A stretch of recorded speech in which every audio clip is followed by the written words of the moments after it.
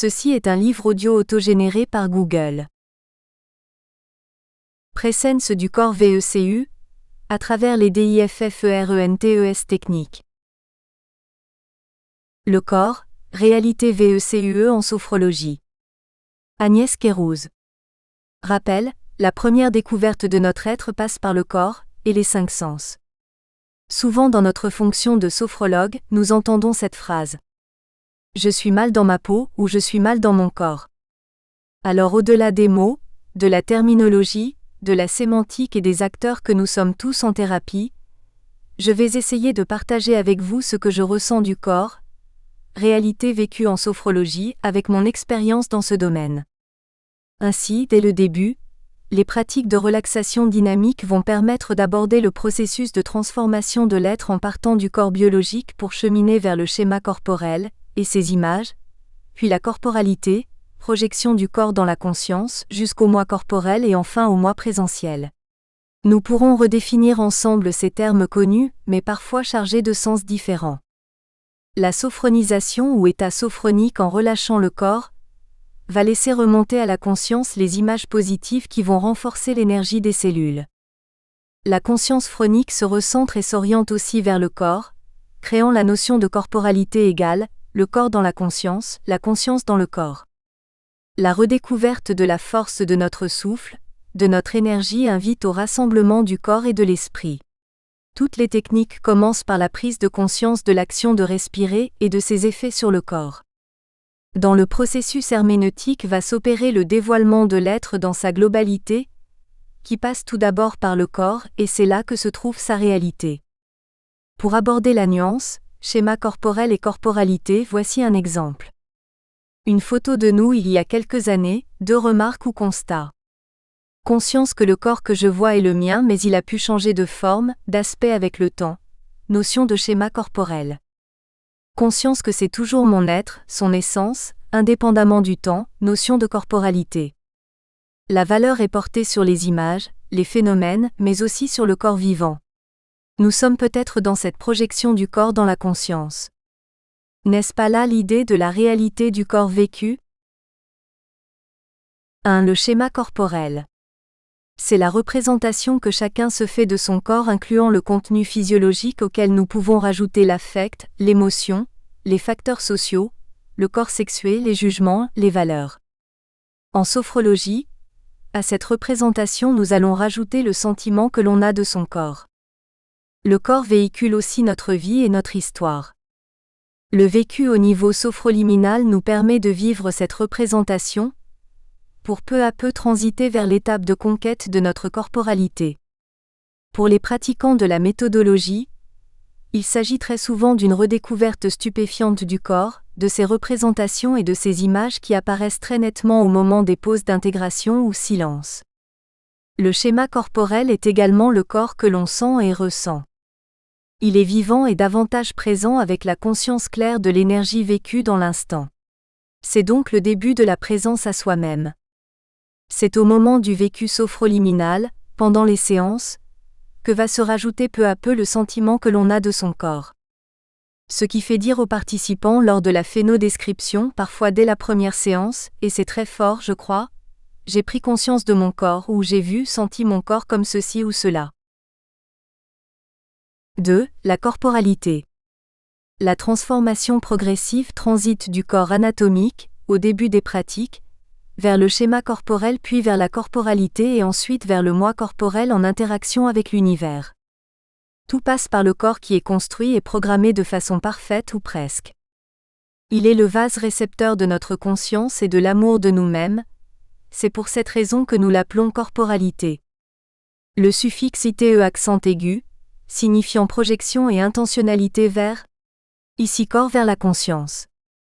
Après la découverte du schéma corporel, la répétition des exercices au cours des entraînements, de façon très pragmatique, va permettre de vivre sa réalité corporelle puis de conquérir sa corporalité égale processus de transformation. Dans ces moments peuvent arriver une foule d'impressions subtiles. Le corps va communiquer, nous parler même sous forme d'images.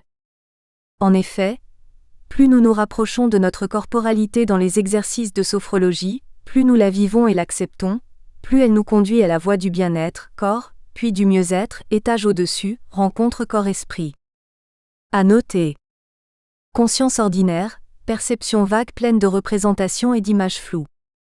Conscience sophronique, dans l'intimité, retour vers soi, vers sa propre mouvance. La modification s'opère dès la première séance. Le processus du changement se crée au niveau du percevoir et du senti. La façon de se regarder change aussi avec parfois envie de dessiner son corps. 3. Pratique des techniques au service de la conquête du corps. Ce corps que je mets au repos, je peux le décrire mentalement avec des images, le dessiner comme un plan. La prise de conscience de la respiration abdominale, ample et douce, nous rapproche tout naturellement de notre corps. La sophronisation vécue après le relâchement musculaire de toutes les parties du corps prépare déjà la transformation de l'être, cette façon nouvelle d'appréhender le corps. Lors des moments de synchronisation de la respiration, va s'effectuer une profonde communication, comme un dialogue du corps vers la conscience. À l'occasion des instants de pause, d'activation de l'énergie, le corps intègre la conscience et la conscience intègre le corps. Se dessine alors tout simplement le chemin de l'harmonie. Dans l'apprentissage des différentes méthodes, à force de répétition, la concentration sur le corps est mise à contribution par la maîtrise du souffle, les mouvements, les changements de position, assis et debout. Les je me lève, je m'assieds, j'avance, je recule ou je change de position, permettent très vite de laisser remonter à la conscience les phénomènes vécus. Au cours des premières techniques corporelles, nous découvrons donc la concentration sur la forme, la position, le volume, les mouvements, le poids et l'ancrage au sol. La contemplation ou constatation du corps, de ses contours, de l'attraction et de la gravitation terrestre et la participation de la conscience illimitée qui veille. L'énergie ou présence de cette force de vie en nous par la stimulation vitale des cellules, prise de conscience de leur existence, augmentation de la température, des sensations, etc. 4. Exemple de phénodescription, vécu et orienté vers le corps après les séances. Un comédien qui accepte de se regarder plus facilement, il se retrouve et me dit « Je me reconnais enfin physiquement tel que je suis ». Une personne qui souffre de douleurs physiques énormes et qui déclare « Eh bien finalement, ma souffrance m'a aidé à retrouver mon corps lors des sophronisations dans les relaxations dynamiques. Cette expérience m'a permis aussi d'accepter puis d'aimer mon corps tel qu'il est. » Un sportif de haut niveau « Ça y est, je crois que je me suis réconcilié avec mon image. » De ce fait, il devient plus efficace, plus confiant lors de ses matchs de tennis qu'il remporte comme il se doit. Une jeune fille anorexique qui commence doucement à accepter les modifications corporelles occasionnées par son état, après une dizaine de séances. Conclusion. La rencontre corps-esprit, cette attention à soi-même, se développe au moment de la sophronisation et des phénomènes vécus qui s'intègrent dans toutes les cellules. La communication physique et mentale permet une transformation profonde et durable de l'être après les 2 étapes passées de découverte et de conquête du corps. Schéma corporel puis corporalité.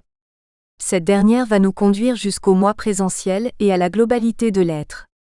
Le travail sur la globalité représente tout l'intérêt de l'expérimentation des entraînements en sophrologie. Avant de pratiquer la sophrologie et donc de nous transformer, notre corps est plutôt imaginé ou représenté, donc fantasmé. C'est souvent un corps-objet ou corps-matière. Arrive ensuite avec la pratique, l'expérience de vivre en conscience son corps libéré des conditionnements, des jugements, et surtout des anciens schémas et a priori le plus souvent négatifs. En participant peu à peu au dévoilement de notre conscience, nous cheminons vers la présence vécue de notre corps au-delà de la seule vie biologique.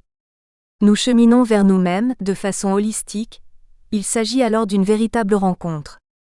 Nous revenons ainsi à notre source, à notre force avec la sensation d'exister pleinement dans notre corps à chaque seconde, premier pas doux vers le monde du dedans, soit le monde intérieur. Comme le dit Paul Salomon, chaque fois que l'on porte attention sur une partie de son corps, on peut se centrer sur elle et elle devient un centre d'énergie. Pour nous sophrologues, dans la relation ou l'alliance, qu'est-ce qui sert d'appui pour faire vivre la présence corporelle à travers la transmission des différentes méthodes? Personnellement, je donne toujours la priorité au souffle et au mouvement du corps, cette énergie en nous très rassurante. L'harmonie corps-esprit après avoir été vécue, ne serait-ce qu'une minute, continue à fournir de belles images de confiance et là se situe je crois toute la magie de ces instants qui s'inscrivent définitivement en nous. L'amour fait des miracles. L'amour de notre corps tout d'abord dans les moments de sophronisation où nous le vivons souvent de façon totalement réconciliée. En fait, nous habitons notre corps comme nous habitons notre maison. Nous pouvons nous la réapproprier pour vivre pleinement une existence globale harmonieuse. Enfin, existe-t-il un plus beau moment que celui de vivre l'ici et maintenant lorsque le corps a retrouvé sa place et surtout son importance ? La fonction biologique de l'imaginaire. L'humain transforme le monde en images, là est notre essence. Odile Dorkel. Comme tous les êtres de notre espèce, nous sommes dotés d'un dispositif neurosensoriel qui nous est propre. C'est par nos sens que nous intégrons les données du monde, ils sont un premier filtre entre nous et le monde. D'autre part, toutes les informations en provenance du monde extérieur ne nous parviennent pas. Par exemple, nous ne percevons pas les ultrasons, nous ne voyons pas les ultraviolets et sans doute bien d'autres choses encore. Ces informations nous viennent de façon morcelée et discontinue. Pour être intégrées, elles ont besoin d'être unifiées, assurant ainsi une continuité à l'intérieur de nous. Cette première interprétation du monde se fait à notre insu. Les animaux qui n'ont pas le même dispositif neurosensoriel que nous, ne perçoivent pas le monde de la même façon que nous. Un autre paramètre va aussi influer, notre héritage familial, culturel ainsi que les impératifs du milieu. Enfin, un paramètre qui n'est pas le moindre, notre affectivité va aussi influencer l'intégration des données du monde. Il s'ensuit que l'image que nous avons du monde à travers tous ces filtres n'est ni fidèle, ni réelle, ni irréelle. Elle relativise notre présence au monde. Nous n'en sommes jamais complètement séparés mais nous ne sommes jamais en fusion avec lui, sauf dans les cas pathologiques. L'expérience sensible suscite une différence et crée deux pôles singuliers. D'un côté ce monde énigmatique en dehors de moi et de l'autre, moi en face de ce monde avec une distance, une distinction. Je ne me perds pas dans ce monde, je ne m'abolis pas mais je suis renvoyé à moi-même. L'expérience sensible laisse quelque chose au dehors. Ce monde que je vois, que je ressens, je ne l'intériorise pas complètement. Il reste un dehors du monde, dirait Maurice Merleau-Ponty, une part insaisissable qui reste inconnue. Pour ce philosophe, c'est l'expérience la plus radicale que l'on puisse faire, l'expérience du sujet différent du monde mais qui n'existe pas sans lui. Cette transformation du monde en image polysensorielle et affective est première, et c'est là que se constitue notre imaginaire. Cette expérience sensible et passive de l'être voué au monde se trouve avant toute parole. Elle fonde notre présence au monde, elle va toujours être là, en arrière-plan de notre expression. L'humain transforme le monde en image, c'est là notre essence. L'imaginaire est l'étalon or de l'hominisation, dirait Gilbert Durand. À ne pas confondre avec l'imagination qui n'est qu'une des modalités de l'imaginaire. Une faculté psychologique qui varie selon les individus. La vie globale de l'être se résume dans l'imaginaire, mais il ne se réduit pas dans la simple reproduction d'images, il est aussi créatif et en cela il est toujours synthèse impliquant la totalité de l'être. Sa fonction est de combiner, d'inventer. On va pouvoir l'approcher dans les rêves nocturnes, les rêves de veille ou les expressions artistiques. Pour André Virel, nous sommes toujours en train de rêver. Pour lui l'onirisme est permanent dans les états vigiles et dans les états hypniques, soit qu'il emplisse l'écran permanent de la conscience claire, soit qu'il agisse comme onde porteuse des processus conscients. Ainsi si je me mets à dire ce que je ressens, le passage par la parole me permet de sortir de moi pour aller vers les autres mais la plupart du temps je ne sais pas à l'avance ce que je vais dire, j'apprends en parlant ce que j'ai en moi. Parler n'est pas d'abord communiquer, c'est faire sortir ce qui se prononce silencieusement en soi-même. Encore faut-il que l'imaginaire ne soit pas bloqué ou délabré, au point que je ne puisse faire confiance en ce que je ressens. La sensation est avant le verbe, ce n'est pas l'esprit qui commande, en cela Spinoza avait raison, le corps ne ment pas. J'ajouterai pour sourire cette phrase de Nietzsche, « Il faut se méfier de tout ce qui ne vient pas de la fête des muscles ». Arrive le moment où l'être trouve sa parole, où il naît à lui-même par l'expression, mais il n'épuise jamais sa vérité.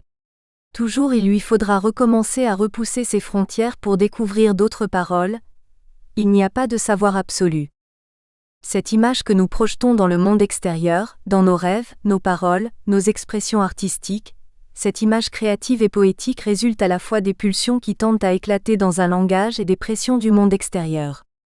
Elle est lieu d'éclosion, point de départ, mais en même temps, elle va au-delà de ce qu'elle énonce.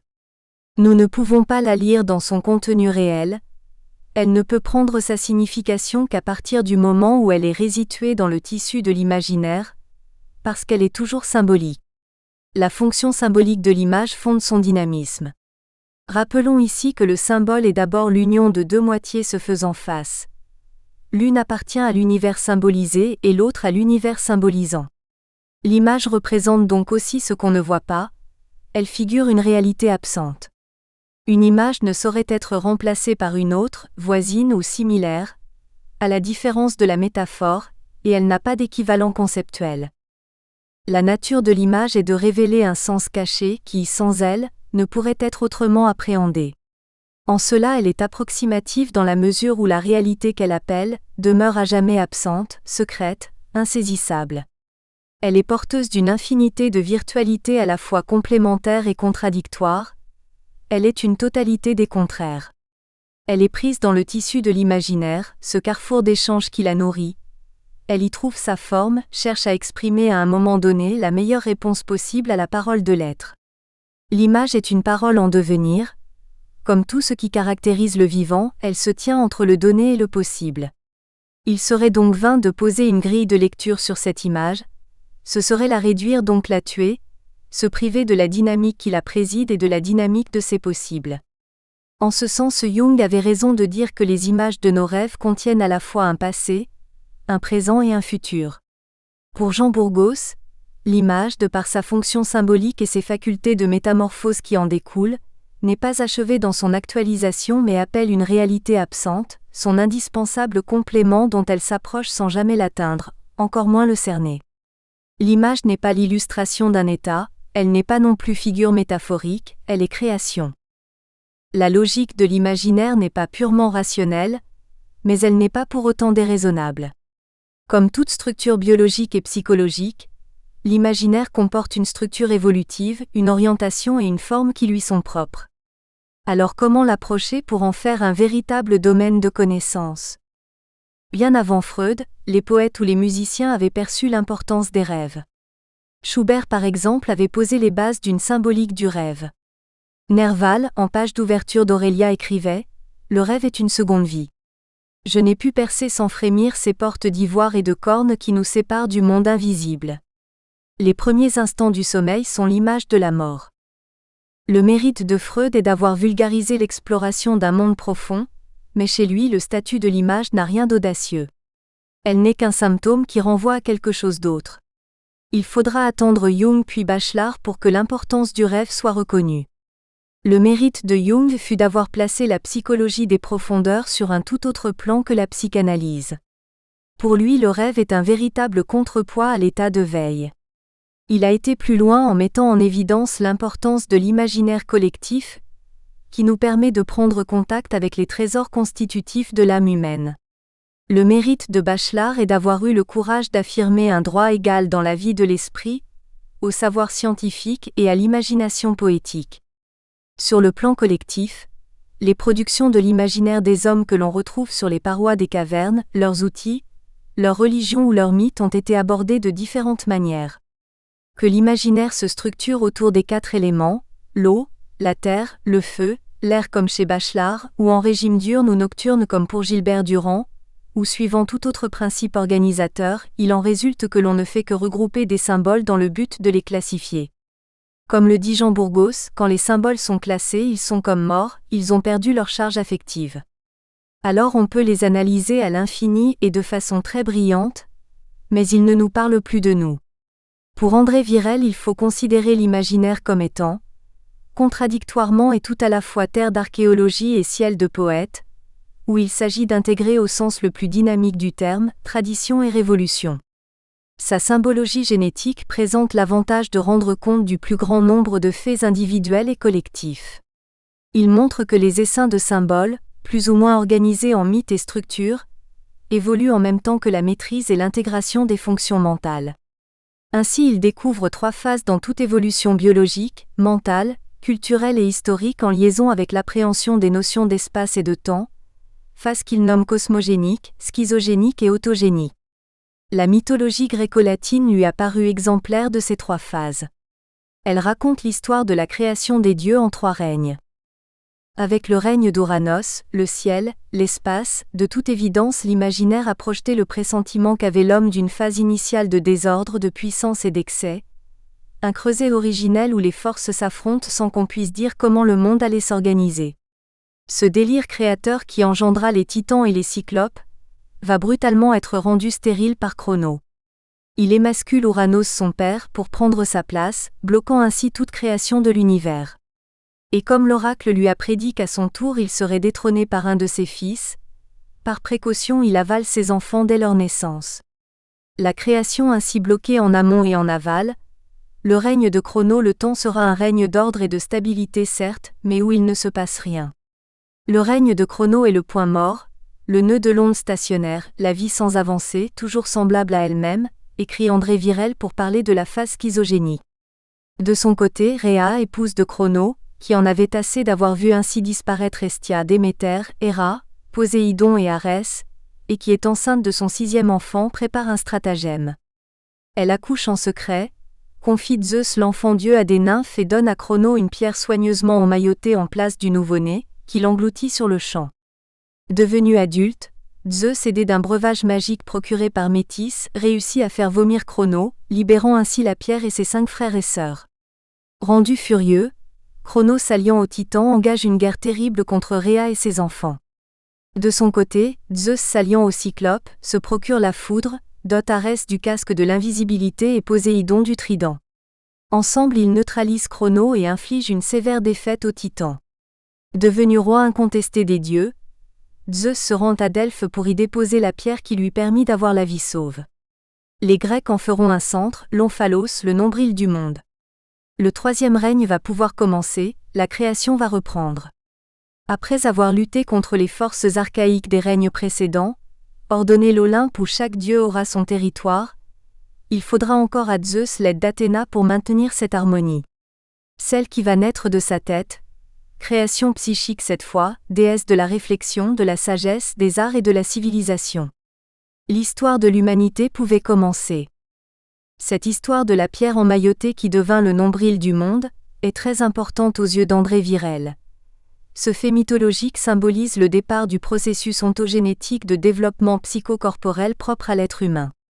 Ainsi il rapproche ce fait de ce qu'a découvert beaucoup plus tard le pédiatre anglais Donald Winnicott, à savoir l'importance de l'objet transitionnel pour le développement de l'enfant. Ce premier objet que le bébé emprunte dans son monde extérieur, qui ne soit pas sa mère, mou et doux, contenant toutes les odeurs de la maison, lui assure une sécurité et une solution de continuité en son absence. Pour certains, cette pierre et ce doudou peuvent n'être que des objets illusoires. Mais si le doudou est transitionnel, c'est qu'il assure un passage.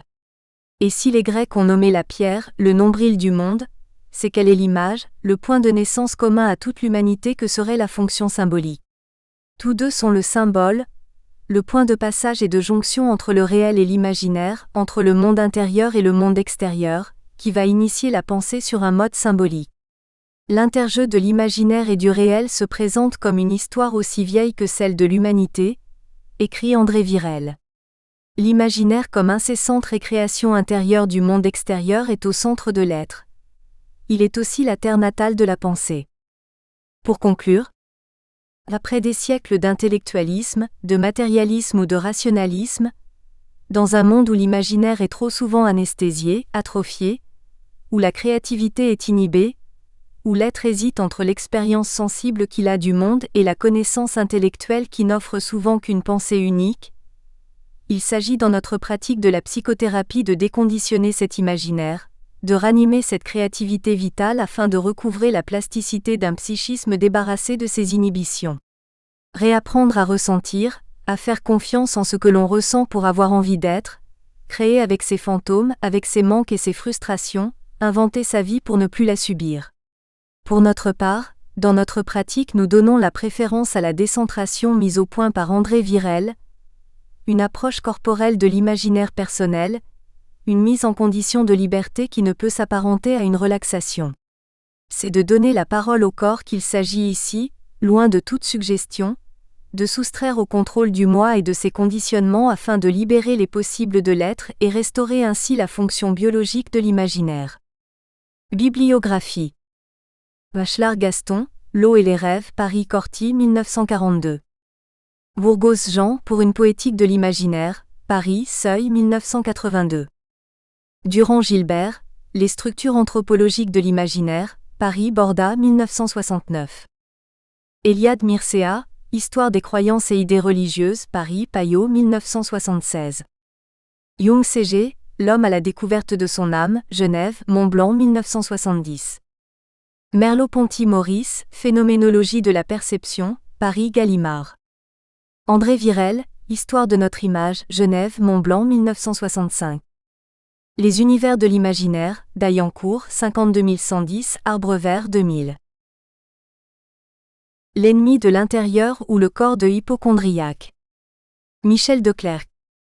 En fait, j'ai ajouté un sous-titre et vous comprendrez pourquoi. Ce sous-titre, c'est « Peut-on guérir le malade imaginaire ?» Si l'hypocondrie m'a interpellé, c'est qu'elle est à la fois la plus vieille des maladies, la plus mystérieuse et celle dont la guérison, même en mettant le terme « guérison », entre guillemets, paraît la plus incertaine. La plus vieille des maladies, puisque décrite par Dioclès de Caryste au IVe siècle avant Jésus-Christ puis par Hippocrate et Galien, elle a traversé les siècles et la littérature, des fabliaux du Moyen-Âge au Dr Nock, qui a été repris récemment, en passant par le malade imaginaire, jusqu'à notre époque de haute technicité. La plus mystérieuse, dans la mesure où elle associe dès le départ une douleur somatique précise, la fameuse épine fichée dans l'hypocondre dioïte, dont parle Galien et qui lui a donné son nom, et une atteinte psychologique faite de tristesse et de crainte permanente, le taedium vitae que les anciens attribuaient à la bile noire et dont Jean-Paul Sartre dans La nausée faisait l'expression d'un mal-être existentiel. La plus difficile à guérir, et là je me référerai directement à ma propre expérience, à savoir que ce sont ces patients-là, les hypocondriaques, disons ceux dont l'hypocondrie constitue le symptôme majeur, car tous nos patients sont plus ou moins hypocondriaques, ce sont eux donc qui mettent le plus souvent en échec notre thérapie, c'est parmi eux que pour ma part, je rencontre le plus grand nombre de cures interrompues sans explication, nous laissant le message induit de notre impuissance et de leur désespérance. À vrai dire, je ne me serais peut-être pas attardé sur la question si l'échec avait été aussi constant que je le laisse entendre. J'aurais sans doute décidé simplement, comme d'autres l'ont fait avant moi, que l'hypocondriaque était un malade intraitable dans tous les sens du terme. N'est-ce pas Freud lui-même qui, dans une lettre à Ferenczi, reconnaissait, avec cet art de la litote qu'il aimait cultiver ? J'ai toujours senti que l'obscurité dans la question de l'hypocondrie était une lacune disgracieuse de notre théorisation. On pourrait ajouter, et de notre pratique. Mais voilà, à côté des cas désespérés et désespérants, il y a ceux qui s'en sont tirés, voire qui ont profité de la circonstance pour se retrouver mieux qu'avant. Ceux qui restent en ballottage, et dont nous essayons tant bien que mal de tenir la tête hors de l'eau, en attendant qu'ils choisissent une issue. Dès lors, j'ai décidé de restreindre mon propos à cette question qui nous concerne d'autant plus que nous prétendons nous situer à ce point de jonction du corps et de l'esprit, où se situe également l'hypocondrie. Qu'est-ce qui fait la spécificité du corps hypocondriaque ? Peut-on guérir le malade imaginaire ? Pourquoi l'un et pourquoi pas l'autre ? C'est la problématique que je vais essayer d'envisager en présentant d'abord deux cas représentatifs de pronostics très différents, dont j'essaierai de faire émerger ensuite ce qui les rassemble, et ce qui les différencie, pour finalement interroger nos techniques sophroniques au regard de cette étrange maladie. Celui qui s'en sort, Alex le malheureux. Il est touchant Alex quand je le rencontre, d'abord dans sa détresse. Il en a marre d'avoir mal, marre d'avoir peur dans sa réserve aussi. C'est un garçon raisonnable qui jamais n'aurait pensé aller voir une psy. En fait, il vient au nom de son estomac. Il a d'abord pensé à un ulcère, et il semble bien en effet qu'il ait eu un ulcère. Mais aujourd'hui, l'ulcère est guéri, c'est du moins ce qu'affirment les examens et il continue à le faire souffrir. Des nausées au réveil, des jours entiers sans manger, des douleurs au niveau de l'estomac qui arrivent aux moments les plus inopportuns. Alex en a la vie empoisonnée, au point que chaque repas ou perspective de repas est synonyme de malaise, a fortiori lorsqu'il s'agit de convivialité, de ces circonstances où il est convenu à la fois de manger et d'être heureux. Dès la première séance, il est question du père, décédé d'une tumeur au cerveau quelques années auparavant. Alors ce grand garçon qu'est Alex pleure, lui qui ne s'est jamais laissé aller à pleurer de peur de faire du mal à sa mère ou à sa sœur. On le laissera donc pleurer, et dire sa culpabilité de ce que son père soit mort le jour précis de ses 18 ans, comme si, dit-il, il avait attendu ce jour-là. Il est clair que de ce père-là, très idéalisé, le fils n'a jamais fait son deuil. La situation s'est aggravée récemment du fait que sa mère, vis-à-vis de laquelle il a joué le rôle de substitut de mari au point de lui avoir consacré finalement tout ce qui aurait dû être ses années de jeunesse à lui, sa mère donc vient de trouver un nouveau compagnon, dont il reconnaît qu'elle a toutes les chances d'être heureuse avec lui, même si lui ne peut pas, comme il dit, le sentir. Et d'évoquer ce repas de famille, à Noël prochain, où il sera lui au bout de la table, le célibataire, le veuf, l'inconsolé. Car Alex qui est un beau garçon sportif, cultivé, est désespérément seul, et surtout sans aucune relation féminine, il dit, elle ne m'aime pas. Ça va d'échec en échec. Je n'ai jamais eu de petite amie, des copines oui, mais pas de petite amie. Autrement dit, Alex à 26 ans est encore puceau. D'origine provinciale, il a du mal à supporter Paris qu'il rend responsable de sa solitude. Dans un premier temps, nous travaillerons en relaxation, apprenant à respirer, à se détendre, laisser parler ses émotions. Il semble se réconcilier avec la vie, il a des projets, reprendre le violon, s'inscrire au bowling, il participe même à un barbecue dans la banlieue lyonnaise qui se passe bien. Il dit ça va mieux. Et puis quelque temps après à nouveau l'air renfrogné. C'est revenu surtout. Il est en colère que l'amélioration des semaines précédentes ne se soit pas confirmée, et je sais qu'il m'en veut. À la séance suivante, il m'explique qu'il est allé consulter un gastro, pas le même que la première fois, et qu'une échographie n'a décelé aucune anomalie.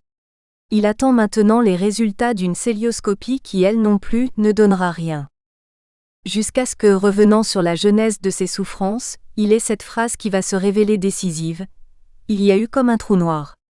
Trou noir qui peut évoquer cet ulcère ou pseudo-ulcère, mais qui fait aussi référence à tout un pan de sa vie. Trou noir parce qu'il venait d'arriver à Paris, en exil de sa province et de son univers familier. Trou noir parce que la première fille vis-à-vis de laquelle il avait osé se manifester l'avait envoyé promener. Trou noir surtout puisque ce fut le moment choisi par sa mère pour lui annoncer ce qu'il continue de considérer comme une trahison. Mais ce trou noir nous a beaucoup servi, parce qu'il a permis à Alex, si peu à l'aise avec son inconscient, de faire le parallèle entre le trou à l'estomac et le trou noir du désespoir. À partir de là, l'interprétation va pouvoir s'élaborer. Peu à peu on avance. Il se lie d'amitié avec des collègues, et vient même le jour où il m'annonce qu'il a trouvé une amie dont il est peut-être en train de tomber amoureux. Les choses d'ailleurs ne seront pas si simples puisqu'il lui faudra un certain temps pour concrétiser, et que nous devrons opérer un nouveau travail sur sa relation à la mère, pour qu'enfin il arrive à avoir une véritable liaison. Aujourd'hui, il est apparemment heureux, il vient d'emménager dans un nouvel appartement avec sa compagne, il découvre beaucoup de qualités à l'ami de sa mère et il n'a plus jamais mal au ventre. J'ai presque envie de lui dire qu'il n'a plus besoin de moi. Lui désire qu'on continue, et je crois savoir pourquoi. Il va bien tant que tout va bien. Mais il redoute en lui cette impatience et cette fragilité qui lui viennent d'avoir été sans doute l'enfant trop aimé de parents trop parfaits. 2. Celle qui nous désespère. Magali l'a trop aimée. Moi, je n'ai jamais aimé Magali, en ce sens que je ne me suis jamais sentie à l'aise avec elle. Un visage parfait, des gestes mesurés, un goût très sûr pour ses vêtements et le choix des couleurs, tout est lisse, rien qui trahisse le vivant. D'ailleurs, Magali ne fait rien, vraiment rien. Elle a hérité une pension confortable d'un père mort prématurément, et n'a aucun besoin de gagner sa vie. Heureusement, car ayant arrêté ses études à la seconde, elle n'a aucun diplôme et surtout aucun goût pour quelque activité que ce soit. Elle vit avec un garçon surnommé JP qui est attentionné à ses moindres désirs, et confiné apparemment au rôle de garde-malade. Magali se vit en effet comme une malade permanente, même si ces maladies changent d'une semaine à l'autre, justifiant le recours aux spécialistes les plus divers. Je ne vois d'ailleurs pas très bien ce qui l'a amené jusqu'à moi, si ce n'est la pression de son généraliste, qui visiblement n'en peut plus et cherche à s'en débarrasser. Mais je suis consciente de ne représenter pour elle qu'un pis-aller. Elle ne se fie et encore qu'à la médecine, la vraie, celle du corps, puisque c'est son corps qui l'a fait souffrir. Ce corps est vécu comme le lieu de tous les soupçons, de toutes les trahisons, siège de douleurs mystérieuses et de faiblesses insurmontables, qui n'appartiennent qu'à elle et que personne ne peut comprendre. C'est ce corps qu'elle rend responsable de son isolement et de son ennui chronique, compte tenu de sa fragilité et de son état d'épuisement. Pourtant, en remontant dans le temps, nous retrouvons des antécédents phobiques graves, des tocs dans l'adolescence, comme celui qui consistait à ne pas pouvoir éteindre la lumière dans sa chambre avant d'avoir embrassé 3 fois de suite et toujours dans le même ordre, les photos de ses chanteurs préférés.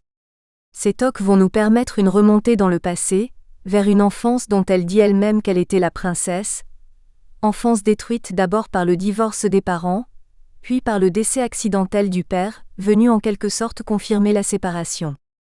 C'est là apparemment que le comportement de Magali a commencé à poser problème. Ce que je comprends, mais ne peux lui communiquer. Nous espérons que vous avez apprécié cet aperçu. Pour continuer à écouter ce livre audio sur Google Play Livres, utilisez le lien dans la description de la vidéo.